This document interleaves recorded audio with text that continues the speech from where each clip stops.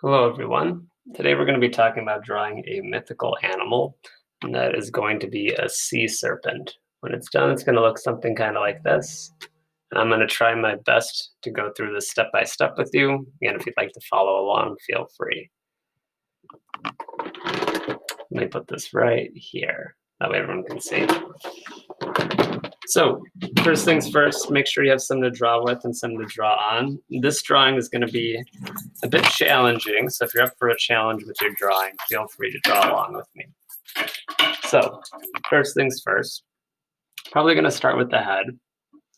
I'll even zoom in on it. Now it's a little easier to see. There we go. So the head looks like a kind of like, for the mouth, was almost kind of like a stretched out U sort of shape. And then it has like the teeth, which are basically just like letter V's almost. Some are upside down, some are right side up. And then the tongue, it's kind of just like two lines, and that's a forked tongue. So after I make these two lines, I'm going to make a V to have the two parts of the tongue start to spread out, kind of like this. And they also add another like line on the inside of the mouth like this to like give it some depth and make it look like a 3D mouth, like you can look inside of it. The top part of the mouth, they're like starting to make like the nose, make a curved line like this. And there's like a little bump for where the eye starts to form, and then the forehead. And then it has like this part in the back, kind of like its horn that loops around. Its eye is kind of like an almond shape, so it's kind of like a curved line on the top and then a curved line on the bottom. I added some lines here for like detail. And then a line for the back of the head, which is going to start to make the neck. And this line here, which is kind of making like the cheekbone. After that, I'm going to make the chin, so a little line coming down off the bottom of the mouth, and then a line that curves around and then bends this way. Again, starting to make the neck. So I'm going to say, again, the beginning of the head is going to be that sort of shape. After that, the bottom of the body, you could see there's a lot going on here. The body goes in a bunch of different ways. There's the fin for the sea serpent, and part of the body even overlaps itself. So I'm going to try to do this step by step as best as I can. Again, I'm using a Sharpie because it's going to be easiest for everyone to see. If I use a pencil, it's kind of hard for the camera to pick it up, but I do recommend using a pencil or something you can erase with in case you make a mistake. So that way you don't have to start completely over. But I'm going to start to do the neck. That's coming down. And then once I get to the fin, I'm getting pretty close to the fin right about here. I'm going to make this fin kind of like this with a curved line first.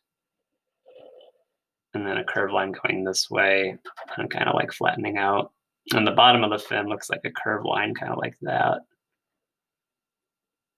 And it has these lines coming off of it. It looks like there's 5 of them. But here's going to look a little different. It has like a little line right here. The other fin that's on the other side, it's a little different. It has this curved line right here, kind of like a letter C. And this part that comes out is back in, and then goes back and hits this part. And again, it has those lines on the fin. This time it has 4.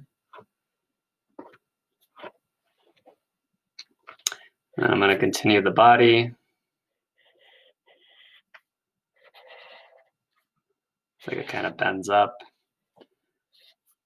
And then when we get to the second pair of fins,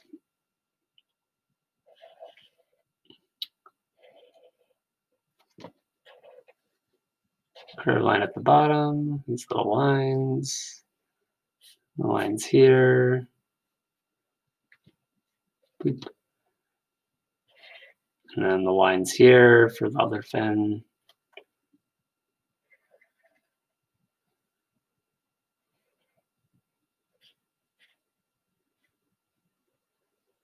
All right. And then we move on to the overlapping part, which is going to be kind of interesting. So it curves around like this side, and this part curves around like this. And then eventually this line comes back. And once I hit that body, I'm going to stop drawing kind of like this. And then I'm going to pretend like it's going underneath it, so it's being overlapped, and then curve this around, kind of curve it up like that.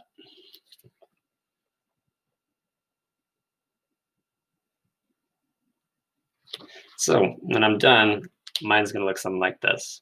If you want to add extra detail, maybe you want to add things like scales to your sea serpent. I'm doing that by like adding a bunch of U's next to one another. That could be a neat effect. You could color yours in,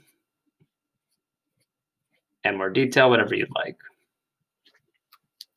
But I'm going to stop there. I'm going to leave the rest of this up to you. And I hope you have fun drawing the sea serpent with me. And I'll see you again next time. All right. Bye, everyone.